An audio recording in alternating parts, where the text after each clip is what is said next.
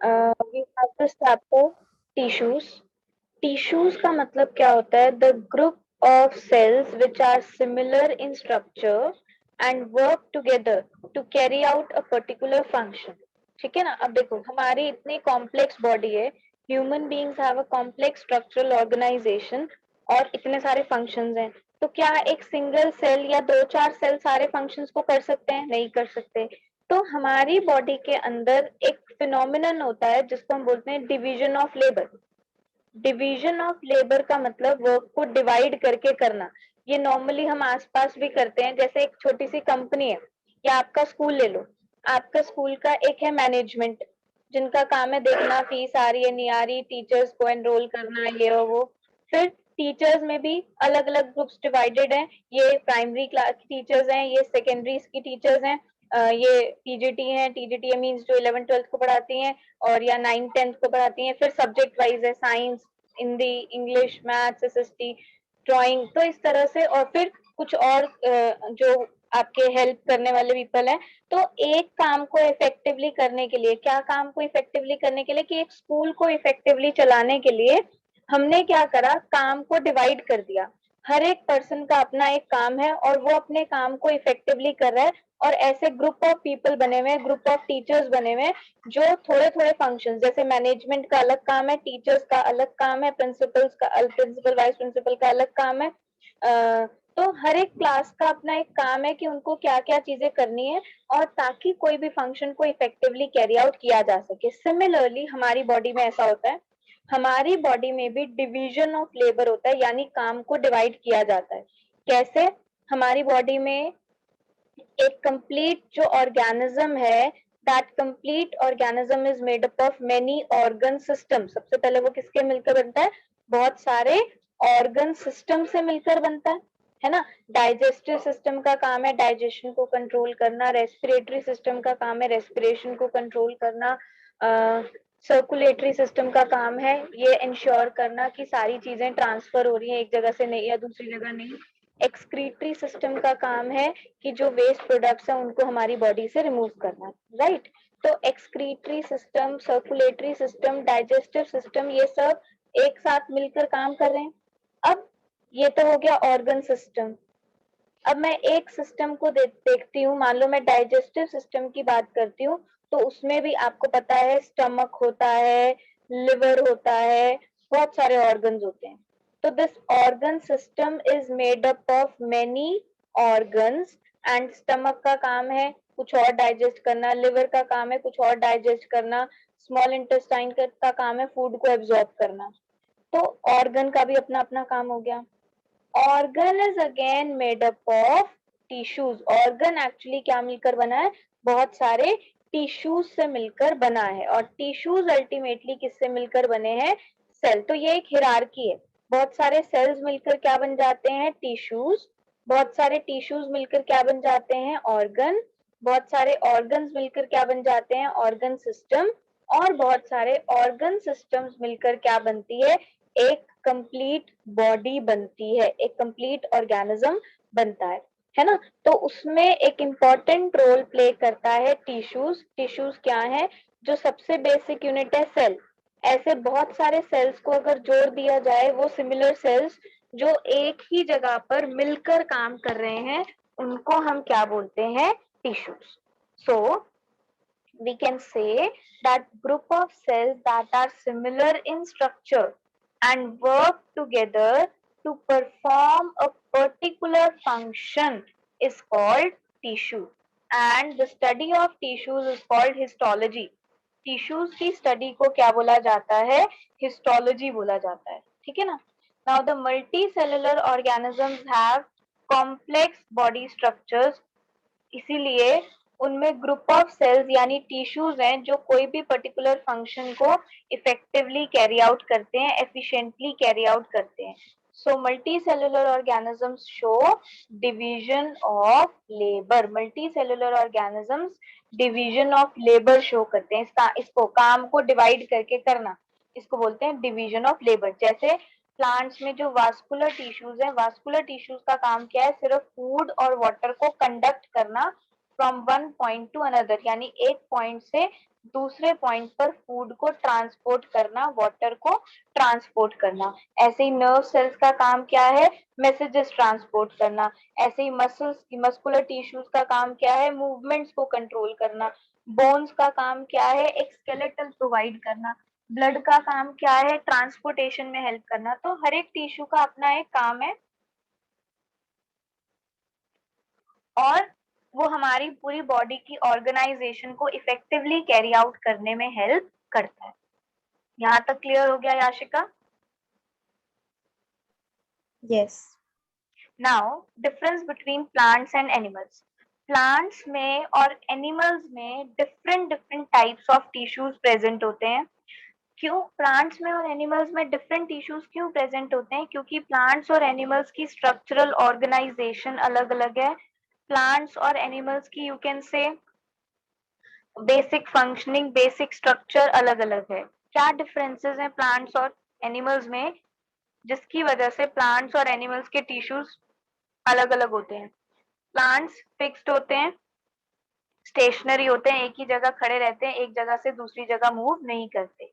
जबकि animals move करते हैं for food, for shelter, for reproduction etcetera. तो मतलब एनिमल्स मूव करते हैं, प्लांट्स मूव नहीं करते, सबसे बड़ा डिफरेंस।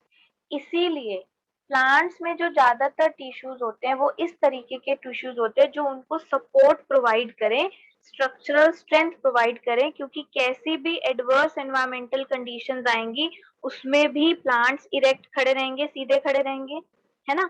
तो प्लांट्स के जो ज्यादातर टिश्यूज होते हैं वो उनको उन एक्सट्रीम एनवायरमेंटल कंडीशंस में सपोर्ट प्रोवाइड करते हैं, स्ट्रक्चरल स्ट्रेंथ प्रोवाइड करने का काम करते हैं। एनिमल्स में जो टिश्यूज होते हैं वो मोस्टली लिविंग टिश्यूज होते हैं जिनका काम है एनर्जी प्रोवाइड करना for movement and growth. Growth के लिए, मूवमेंट के लिए, एक जगह से दूसरी जगह मूव करना है तो उनको ज्यादा एनर्जी चाहिए। दैट्स वाई एनिमल्स के जो टिश्यूज होते हैं वो ज्यादातर ऐसे टिश्यूज होते हैं जो उनको मूवमेंट के लिए और ग्रोथ के लिए एनर्जी प्रोवाइड कर सके। प्लांट्स में जो ग्रोथ होती है वो सिर्फ सर्टेन रीजन्स तक ही लिमिटेड होती है। प्लांट्स के सारे पार्ट्स इक्वली ग्रो नहीं करते। लीव्स ग्रो करती हैं लेकिन कुछ पार्ट्स होते हैं जो एक टाइम के बाद रुक जाते हैं, उसकी उनकी ग्रोथ नहीं होती। तो प्लांट्स के में जो ग्रोथ होती है वो सिर्फ कुछ ही रीजन्स तक लिमिटेड होती है, जबकि एनिमल्स के सारे पार्ट्स ग्रो करते हैं। यानी एनिमल्स में जो ग्रोथ होती है वो यूनिफॉर्म होती है, इक्वली सारे पार्ट्स ग्रो करते हैं। प्लांट्स में कुछ टिश्यूज, कुछ एरियाज ऐसे होते हैं जहां पर डिवाइडिंग, डिवाइडिंग का मतलब होता है रिप्रोडक्शन।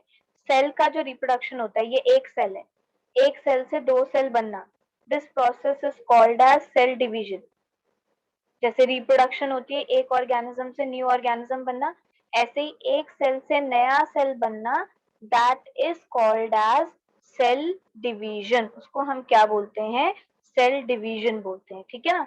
तो प्लांट्स में अलग अलग एरियाज होते हैं, मार्क्ड होते हैं एरियाज कि अच्छा यहाँ पर प्लांट्स में कुछ ऐसे एरियाज होते हैं जिसमें डिवाइडिंग टिश्यूज, जैसे लीव्स है, लीव्स का काम है फोटोसिंथेसिस, लीव्स में ग्रोथ भी होती है। तो वहां पर जो टिश्यूज प्रेजेंट होते हैं वो डिवाइडिंग टिश्यूज, बहुत ही एक्टिव सेल्स प्रेजेंट होते हैं। लेकिन प्लांट्स में कुछ ऐसे एरियाज भी होते हैं जो ज्यादा ग्रो नहीं करते, तो उनमें जो टिश्यूज प्रेजेंट होते हैं वो नॉन डिवाइडिंग टिश्यूज प्रेजेंट होते हैं। जैसे हम जाइलम की बात कर रहे थे, जाइलम के मोस्टली कंपोनेंट जो होते हैं वो नॉन डिवाइडिंग टिश्यूज से मिलकर बनते हैं, क्योंकि वो एक पाइप लाइक स्ट्रक्चर है। हम आगे पढ़ेंगे, उसका काम है सिर्फ पाइप की तरह, जैसे स्ट्रॉ की तरह पानी को ऊपर पहुंचाना। तो उसमें उसको किसी सपोर्ट, कोई और तो जरूरत है नहीं, एनर्जी की भी जरूरत नहीं है, ना उसको कोई फंक्शन कैरी आउट करना है। तो वो ऐसे सेल से मिलकर बना होगा जो कि डेड सेल्स होंगे या नॉन डिवाइडिंग टिश्यूज होंगे, ठीक है ना? जबकि एनिमल्स में ऐसी कोई पर्टिकुलर डीमार्केशन नहीं होती कि इस एरिया में सिर्फ डिवाइडिंग टिश्यूज होंगे, इस एरिया में नॉन डिवाइडिंग टिश्यूज होंगे। प्लांट एनिमल्स में तो वैसे मोस्टली डिवाइडिंग टिश्यूज ही प्रेजेंट होते हैं, ठीक है ना? प्लांट्स की सिंपल स्ट्रक्चरल ऑर्गेनाइजेशन होती है, एनिमल्स की एडवांस्ड और कॉम्प्लेक्स स्ट्रक्चरल ऑर्गेनाइजेशन होती है, ठीक है ना? प्लांट्स में सिंपल स्ट्रक्चर होता है प्लांट्स का, एनिमल्स का कॉम्प्लेक्स एंड एडवांस्ड स्ट्रक्चर होता है। And that is the difference, that is the reason Why plants and animals have different types of tissues? यही रीजन है कि plants और animals में different types of tissues present होते हैं.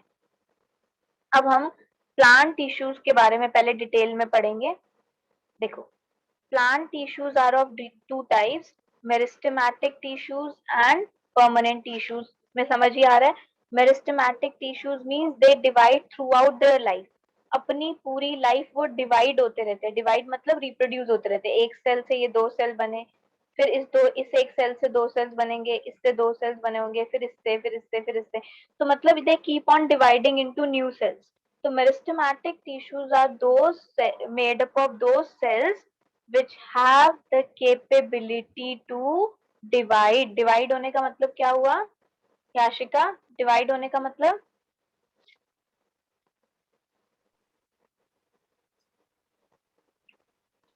याशिका, टू डिवाइड मीन्स क्या?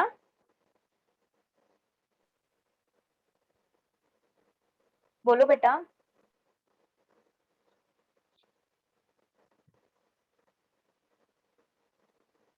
To divide means to reproduce, to produce new cells of their own kind.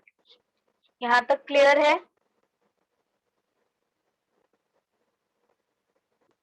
समझ में आ गया याशिका? यहाँ तक आगे बढ़े.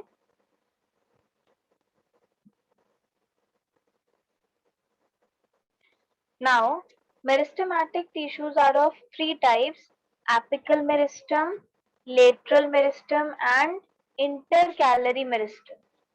एपिकल मेरिस्टम क्या होते हैं? जो रूट्स की या शूट्स की टिप्स पर, लीव्स हो गई लीव्स की टिप्स पर, या रूट्स हो गए रूट्स की टिप्स, शूट्स हो गई शूट्स की टिप्स. टिप्स मतलब जो एंड पॉइंट होता है वहां पे प्रेजेंट होते हैं, जहां से उसकी लेंथ इंक्रीज होगी. रूट है, रूट की लेंथ ऐसे ऐसे ऐसे इंक्रीज हो रही है.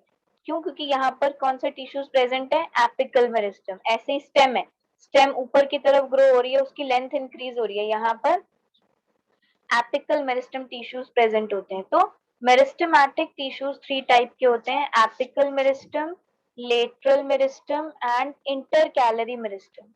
एपिकल मेरिस्टम क्या होते हैं? ये टिप्स पर प्रेजेंट होते हैं and they help to increase the length of root shoots etcetera. Roots या शूट्स की लेंथ, लेंथ को इंक्रीज करने में हेल्प करते हैं. कौन? Apical meristem. दूसरे टाइप के टिश्यूज होते हैं लेटरल मेरिस्टम. लेटरल मेरिस्टम क्या होते हैं? They help in increasing the width. ये विड्थ यानी आप कह सकते हो गर्थ, चौड़ाई. ऐसे भी तो ग्रो करेगा ना. कोई भी प्लांट का पार्ट है, उसकी थिकनेस, थिकनेस कैसे इंक्रीज होगी? क्योंकि वहां पर जो टिश्यूज प्रेजेंट होते हैं वो कौन से होते हैं? लेटरल मेरिस्टम टिश्यूज, जो किसी प्लांट के किसी पार्ट की गर्थ को यानी विड्थ को इंक्रीज करने में हेल्प करते हैं. They are present at the girth. Third type of tissues होते हैं meristematic tissues, intercalary meristem. Intercalary meristem joints पे प्रेजेंट होते हैं. जॉइंट्स में मतलब जैसे ये एक स्टेम है, इस स्टेम में से एक ब्रांच निकल रही है, इस ब्रांच में से एक सब ब्रांच निकल रही है. तो यहाँ ये जो जॉइंट है, ये जो जॉइंट है, या यहाँ से एक लीफ निकल रही है, ये जो जॉइंट है. तो ये जितने भी जॉइंट्स होते हैं इनको बोलते हैं नोड्स या इंटरनोड्स या ट्विग्स, है ना. जहाँ से एक मेन स्टेम से एक ब्रांच निकल रही है, फिर उस ब्रांच से एक सब ब्रांच निकल रही है, या लीफ जहाँ पे कनेक्ट हो रही है, जहाँ से लीफ स्टार्ट हो रही है. तो ये जितने भी जॉइंट्स होते हैं इनको बोलते हैं नोड्स, इंटरनोड्स या ट्विग्स. नोड्स पर, इंटरनोड्स पर या ट्विग्स पर कौन से टिश्यूज प्रेजेंट होते हैं?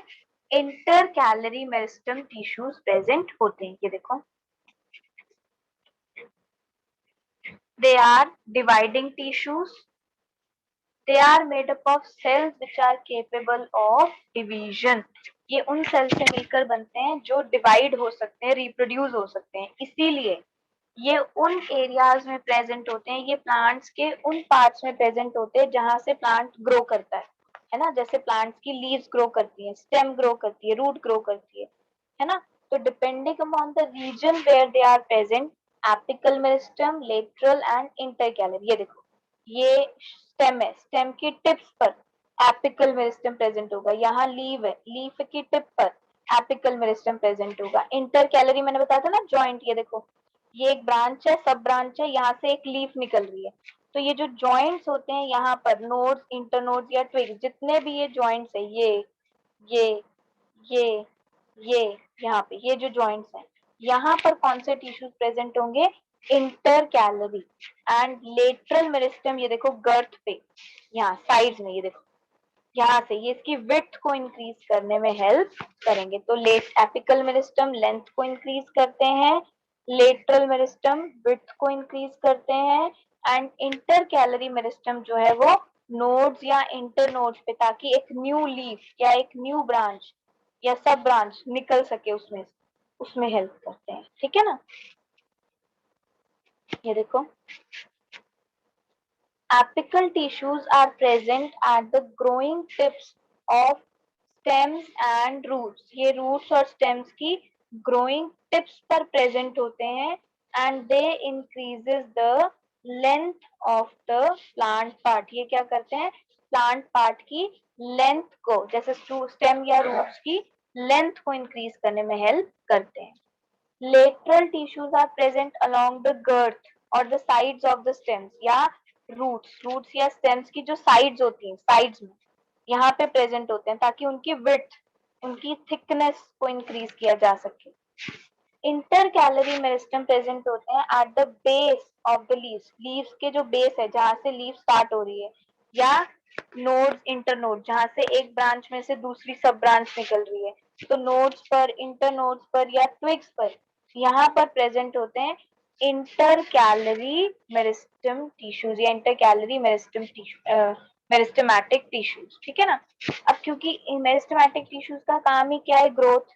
तो इसमें जो सेल्स होते हैं वो बिल्कुल एक्टिव सेल्स होते हैं, जिनका डेंस साइटोप्लाज्म होता है, थिन सेलुलोज वॉल्स, इनकी जो वॉल्स होती हैं सेल की वो बहुत थिन होती हैं, और उनमें प्रोमिनेंट न्यूक्लियस, मतलब इनका न्यूक्लियस बहुत प्रोमिनेंट होता है, बट दे लैक वैक्यूल, इसमें वो एम्प्टी स्पेस नहीं होता, वैक्यूल नहीं होता। तो meristematic tissues have active cells for the growth of plants. They have dense cytoplasm, thin cellulose walls and prominent nuclei, but they lack vacuoles, उनमें vacuoles नहीं होती। ठीक है, यहाँ तक क्लियर? ये लर्न करना पड़ेगा बेटा साथ साथ, और कहीं कुछ नहीं समझ में आ रहा तो पूछ लो। Okay. Next is permanent tissues. Permanent tissues देखो ऑब्वियसली हैं, तो ये भी कहीं से तो बने ही होंगे obviously.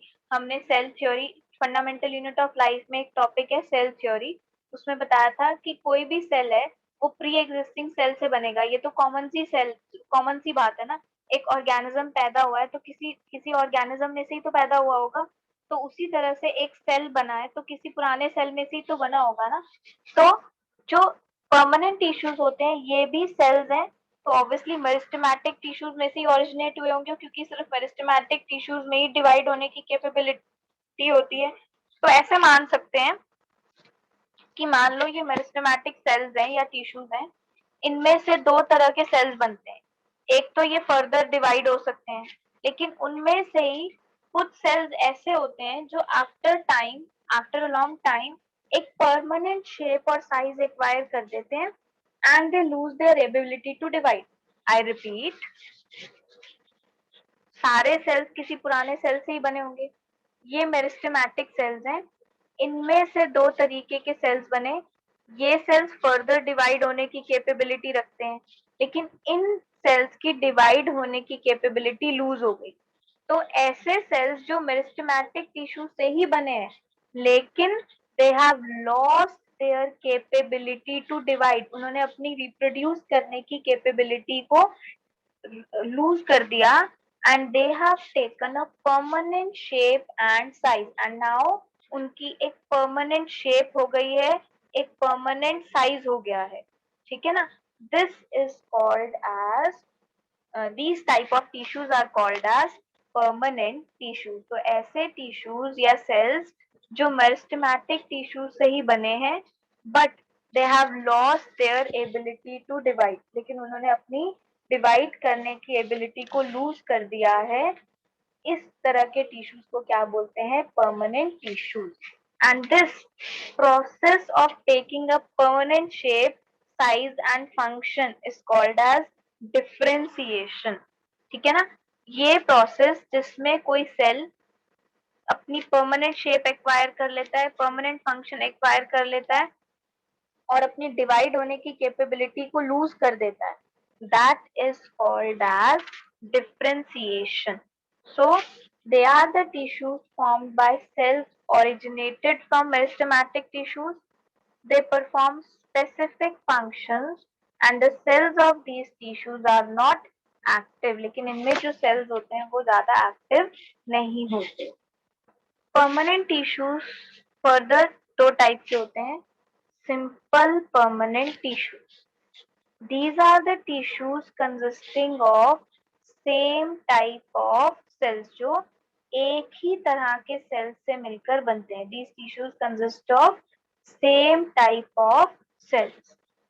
Simple tissues are also known as supporting tissues as it provides mechanical strength and support to the plant. ये प्लांट को mechanical strength and support provide करने का काम करते हैं। These are the tissues consisting of same type of cells. Simple permanent tissues are also known as supporting tissues as they provide mechanical strength and support to the plants.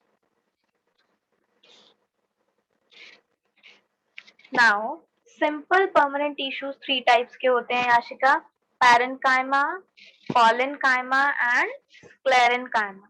ठीक है ना? एक बार hierarchy समझ लेते हैं दोबारा से। पहले हमने पढ़ा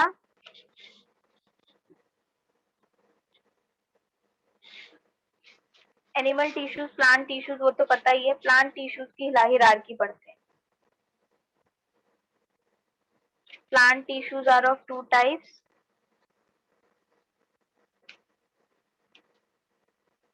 meristematic tissues and permanent tissues. Meristematic tissues में तीन हमने पढ़ लिए, apical meristem, lateral meristem, intercalary meristem. Permanent tissues में दो होते हैं, simple permanent tissues and complex permanent tissues. Simple permanent tissues भी तीन टाइप के होते हैं, parenchyma, collenchyma and sclerenchyma. I repeat, plant tissues दो टाइप के, meristematic tissues and permanent tissues.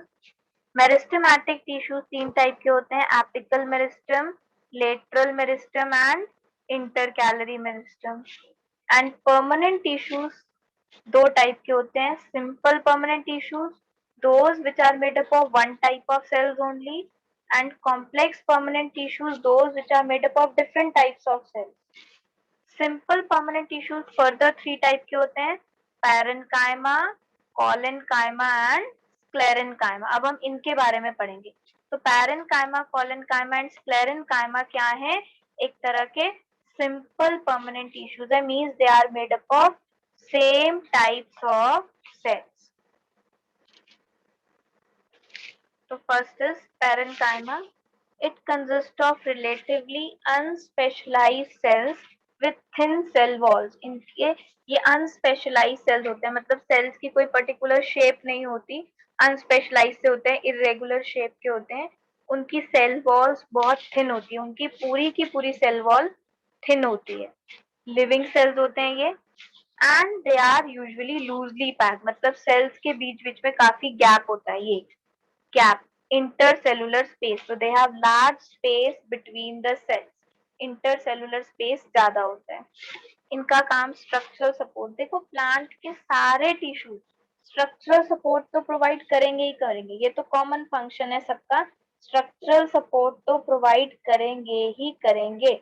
उसके अलावा दे सर्व एज फूड स्टोरेज, ये क्या करते हैं? फूड स्टोरेज करते हैं, यानी ये फूड को स्टोर, प्लांट्स में फूड को स्टोर करने में हेल्प करते हैं पैरेन्काइमा टिश्यूज। जैसे लीव्स में, आपको पता है प्लांट्स में लीव्स में फूड बनता है फोटोसिंथेसिस से, है ना। प्लांट्स में फोटोसिंथेसिस से लीव्स में फूड प्रिपेयर होता है और वो फूड फिर स्टोर भी होगा एज फूड स्टोरेज। वो कहाँ होगा? पैरेन्काइमा टिश्यूज में। ऐसे ही स्टेम्स और रूट्स में जो पैरेन्काइमा टिश्यूज प्रेजेंट होते हैं, उनका काम होता है न्यूट्रिएंट्स एंड वाटर को स्टोर करना। Their work is to store water and nutrients, ठीक है ना। इन सम सिचुएशंस पैरेन्काइमा, जैसे एक स्पेशल टाइप ऑफ पैरेन्काइमा है क्लोरेन्काइमा। There is a special type of parenchyma called क्लोरेन्काइमा। इनका काम क्या है? इनमें क्लोरोफिल होती है जो प्लांट्स को फोटोसिंथेसिस में हेल्प करते हैं। तो in some situation parenchyma contain chlorophyll and perform photosynthesis. ऐसे स्पेशल पैरेन्काइमा को क्या बोलते हैं? क्लोरेन्काइमा। तो ये एक तरह से पैरेन्काइमा का एक एग्जाम्पल है। एक और स्पेशल टाइप का पैरेन्काइमा है कॉल्ड एरेन्काइमा। ये एक्वेटिक प्लांट्स में प्रेजेंट होता है। वो प्लांट्स जो पानी में होते हैं, जो पानी में फ्लोट करते हैं। तो दे गिव बायोएंसी। बायोएंसी मतलब tendency to float.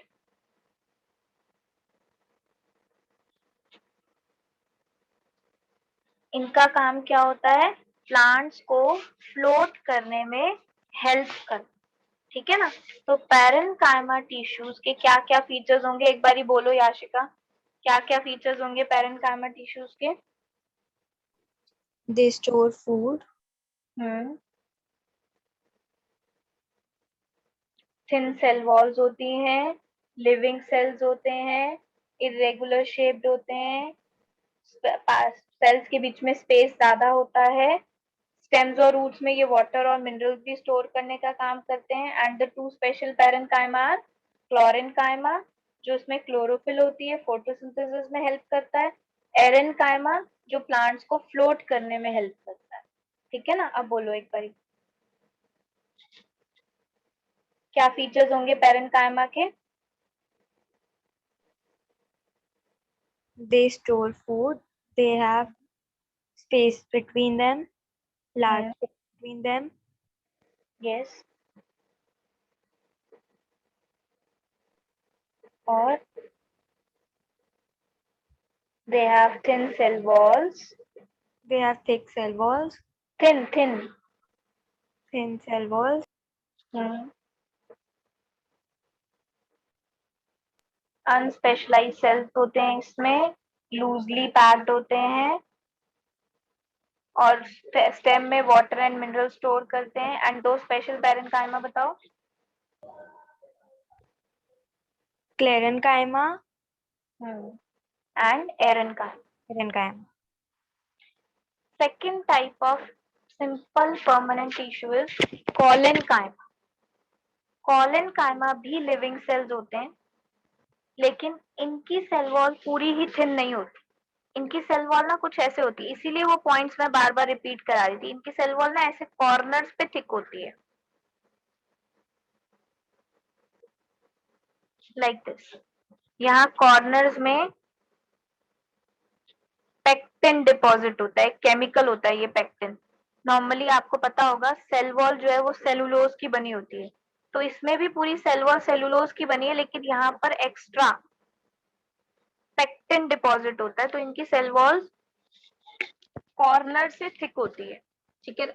Parenchyma sorry collenchyma की सेल वॉल्स कॉर्नर से थिक होती है due to deposition of pectin. Deposit हो जाता है यहाँ पर बहुत सारा पेक्टिन, ठीक है। कॉलेनकाइमा टिश्यूज का काम क्या होता है? प्लांट्स के पार्ट्स को फ्लेक्सिबिलिटी प्रोवाइड करना।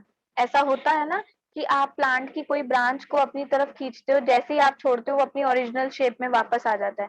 या अगर आप लीफ को भी बहुत ज्यादा टर्न नहीं करते, ज्यादा फोर्स नहीं लगाते, हल्का सा टर्न करते हो और फिर छोड़ देते हो, तो लीफ अपनी ओरिजिनल शेप में आती है। मतलब प्लांट्स में भी थोड़ी बहुत तो फ्लेक्सिबिलिटी होती है ना, जिसकी वजह से इजी बेंडिंग, हम प्लांट की ब्रांच को ऐसे बेंड कर देते हैं विदाउट ब्रेकिंग, थोड़ी सी बेंड हो जाती है।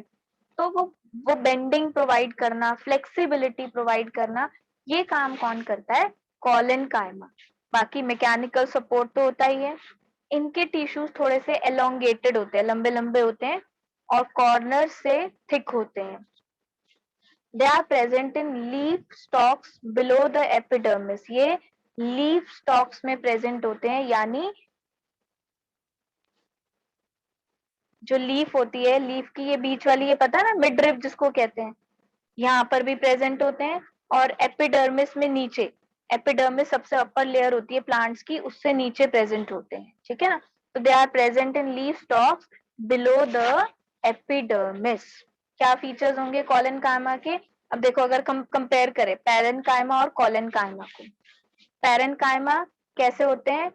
इरेगुलर सेल्स होते हैं, ये एलोंगेटेड सेल्स होते हैं. ठीक है ना, एलोंगेटेड. इनकी सेल वॉल्स पूरी थिन होती है, सिर्फ सेलुलोज की बनी होती है. इनकी cell wall thick at corner, क्योंकि उसमें पेक्टिन डिपॉजिट होता है. पैरेनकाइमा का प्राइमरी फंक्शन, मेन फंक्शन क्या होता है? Food storage. बाकी स्ट्रक्चरल सपोर्ट तो स्टब का ही होगा. कॉलेनकाइमा का मेन फंक्शन क्या होता है? फ्लेक्सिबिलिटी. पैरेनकाइमा सॉफ्टर रीजन्स में प्रेजेंट होते हैं. प्लांट्स के जो सॉफ्ट रीजन्स होते हैं, रूट, स्टेम्स, लीव्स, उनमें प्रेजेंट होते हैं. कॉलेनकाइमा कहाँ पे प्रेजेंट होते हैं? लीफ स्टॉक्स में बिलो द एपिडर्मिस प्रेजेंट होते हैं. ठीक है ना. Collenchyma present in the leaf stalks below the epidermis.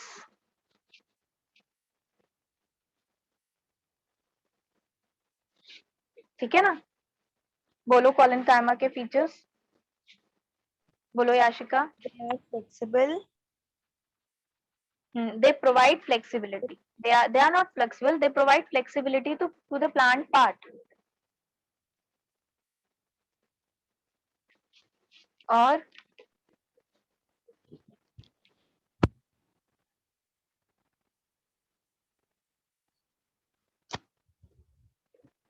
भूल गए? चलो, अब मैंने खोल दिया, आप देख के बोलो, लेकिन एटलीस्ट बोलो ताकि रिवाइज हो जाए. जैसे मैंने कंपेयर करा था ना, फर्स्ट फीचर से हमेशा देखो, पहले शेप की बात. पहले तो ये बताओ कि लिविंग है या डेड है? लिविंग है. फिर उनकी शेप की बात करो, एलोंगेटेड है. फिर उनकी सेल वॉल की बात करो कि सेल वॉल पूरी थिन होती है बट कॉर्नर्स पर थिक होती है. क्यों होती है? क्योंकि पेक्टिन डिपॉजिट होता है. फिर उसके फंक्शन की बात करो कि फ्लेक्सिबिलिटी प्रोवाइड करते हैं. फिर बताओ कहाँ प्रेजेंट होते हैं? लीफ स्टॉक्स में प्रेजेंट होते हैं. समझ में आया?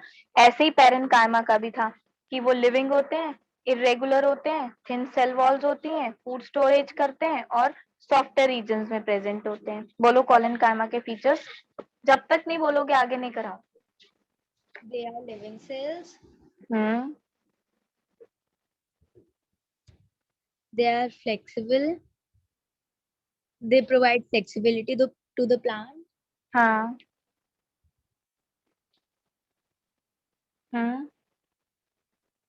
They are present in the leaf stalks below the epidermis.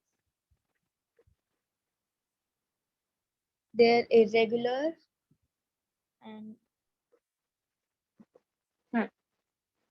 Their cell wall is irregularly thickened at the corners. Their cell wall is irregularly thickened at the corner. अब आते हैं हम नेक्स्ट टाइप, स्क्लेरेनकाइमा टिश्यूज पे.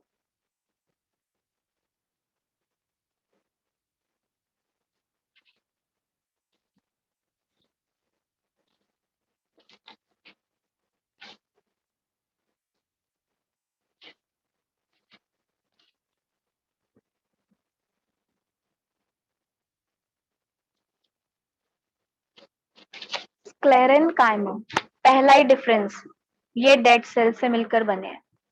ये भी simple permanent tissue है, मतलब इसमें भी सारे सेल्स सेम टाइप के होते हैं but they are made up of dead cells. ये डेड सेल से मिलकर बने हैं. ठीक है ना. अब ये हो गया इनका स्ट्रक्चर. हमने बात कर दिया कि वो लिविंग सेल्स होते हैं, ये डेड सेल से मिलकर बनते हैं. ये एलोंगेटेड होते हैं, लंबे लंबे होते हैं. ठीक है ना. लॉन्ग होते हैं, लॉन्ग एंड नैरो. लॉन्ग लेकिन नैरो होते हैं.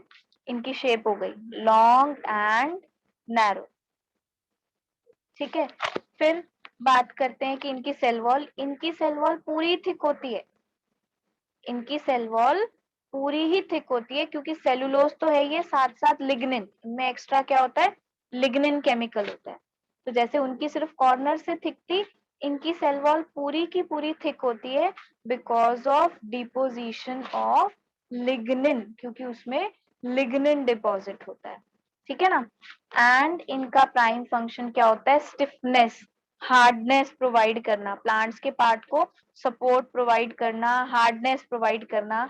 जैसे आपने देखा है जो पीनट होता है, पीनट की जो आउटर वुडन सी कवरिंग होती है, कितनी हार्ड सी होती है ना, वुडी सी, या सीड्स की कवरिंग, या लीव्स की जो वेन्स होती हैं वो भी हार्ड होती हैं, या वो देखा है हस्क ऑफ कोकोनट, कोकोनट जो होता है, जो बिल्कुल ओरिजिनल कोकोनट आता है, ग्रीन वाला भी नहीं, ब्राउन वाला, अगर आपने शायद देखा हो, तो उसके अगर कैसे ऐसे ऐसे हेयर हेयर हेयर देखा है, ओरिजिनल जो बिल्कुल Yes. लाते हैं, वो जो होता है जिससे जूट भी बनती है, रस्सी बनती है जिससे, तो they Yes. Are made up of sclerenchyma tissue, तो वो सब स्क्लेरेनकाइमा टिश्यूज है, ठीक है। तो हम कैसे फीचर्स पढ़ेंगे, सबसे पहले तो सारे दोनों लिविंग थे, ये क्या है, डेड सेल्स हैं, ये डेड सेल्स से मिलकर बनता है, पहला तो मेन इंपॉर्टेंट फंक्शन यही है।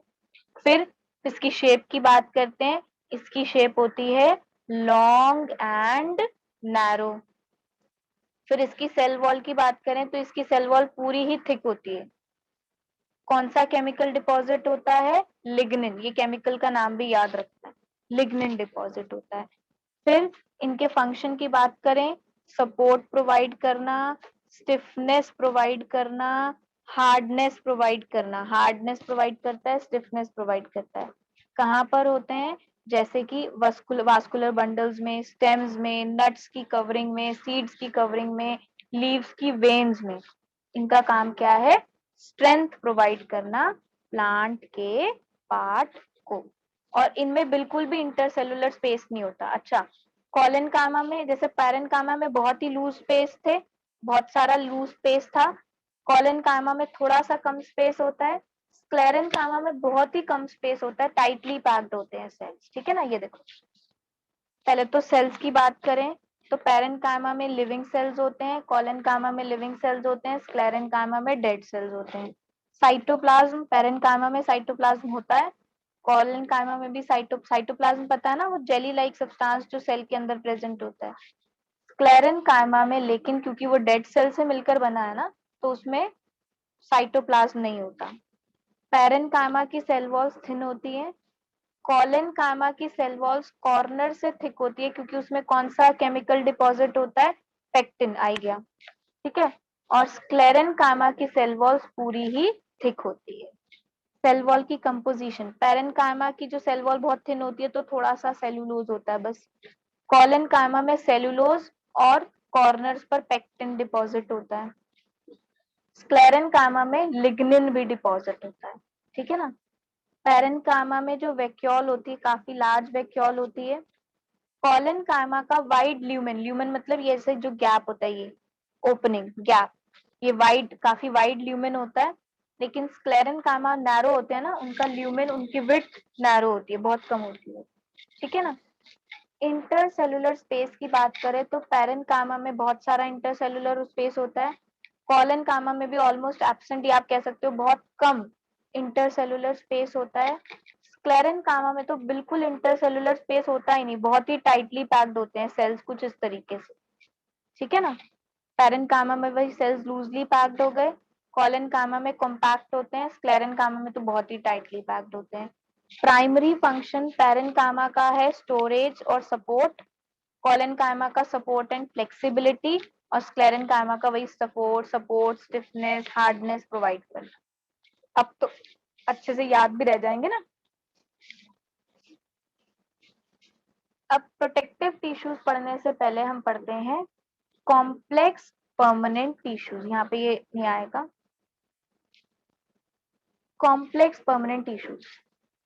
सिंपल परमानेंट टिश्यूज में हमने पढ़ा था that simple permanent tissues are made up of one type of cells only, लेकिन complex permanent tissues are made up of more than one type of sales.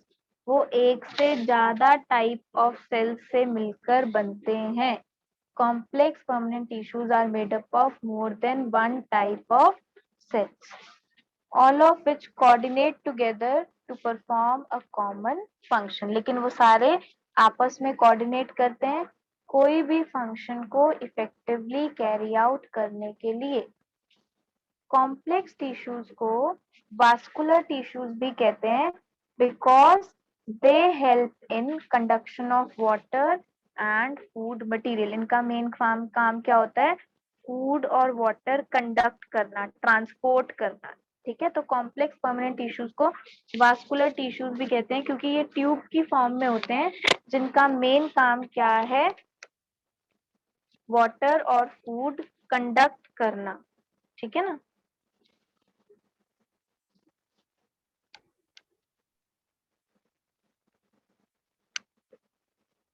Now, vascular tissues या आप कह सकते हो complex permanent tissues. Complex permanent tissues दो type के होते हैं.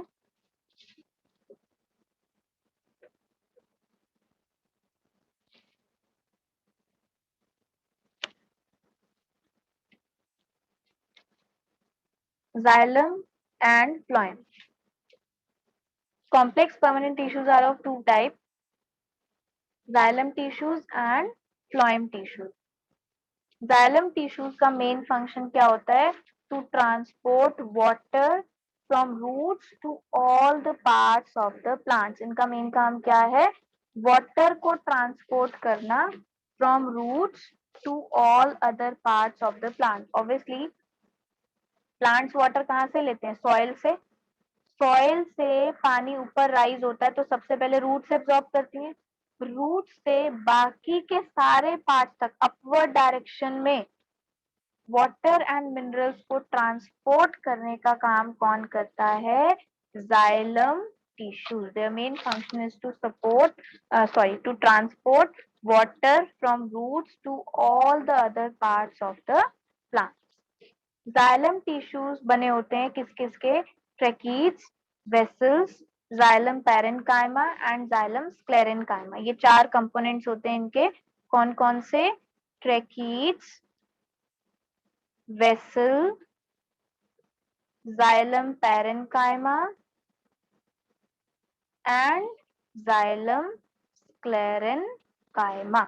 ठीक है, ये चार कंपोनेंट्स होते हैं. यहाँ तक का याशिका याद करके रखोगे नेक्स्ट क्लास से पहले. और force and laws of motion का एक एक एनसीईआरटी का क्वेश्चन मुझे करके बेटा सेंड करोगे व्हाट्सएप पर. और यहाँ तक ये लर्न करके रखोगे तभी मैं आपकी एक्स्ट्रा क्लास अरेंज करूंगी. You got that? ओके. ठीक है. अभी 5 बजे वही सेम ही लिंक होता है 5 बजे वाला, तो मैं आपको ऐप में भी ऐड करा देती हूँ. ठीक है, और फिर आप सीधा डायरेक्टली ऐप से भी लॉग इन कर सकते हो. नहीं तो वो लिंक है ही आपके पास, है ना. Okay, I and this session for today.